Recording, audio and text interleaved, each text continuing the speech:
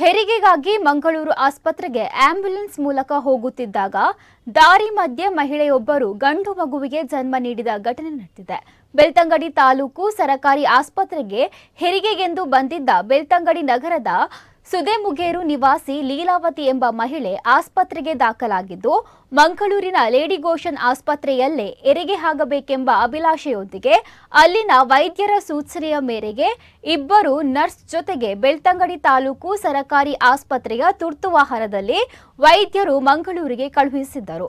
ಬಂಟ್ವಾಳ ತಾಲೂಕಿನ ಫರಂಗಿಪೇಟೆ ಸಮೀಪಿಸುತ್ತಿದ್ದಂತೆಯೇ ಮಹಿಳೆಗೆ ವಿಪರೀತ ಹೆರಿಗೆ ನೋವು ಕಾಣಿಸಿಕೊಂಡಿದ್ದು, ತಕ್ಷಣ ಕಾರ್ಯಪ್ರವೃತ್ತರಾದ ಸಿಸ್ಟರ್ ಕುಮುದ ಹಾಗೂ ಸಿಸ್ಟರ್ ಸೌಮ್ಯ ಎಸ್ ಗಂಡು ಮಗುವಿಗೆ ಆಂಬ್ಯುಲೆನ್ಸ್ ವಾಹನದೊಳಗೆ ಹೆರಿಗೆ ಮಾಡಿಸುವಲ್ಲಿ ಯಶಸ್ವಿಯಾಗಿದ್ದಾರೆ.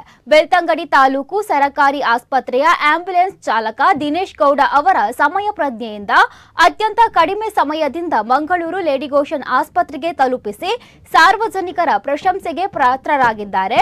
ಸದ್ಯ ತಾಯಿ ಹಾಗೂ ಮಗು ಆರೋಗ್ಯವಾಗಿದೆ.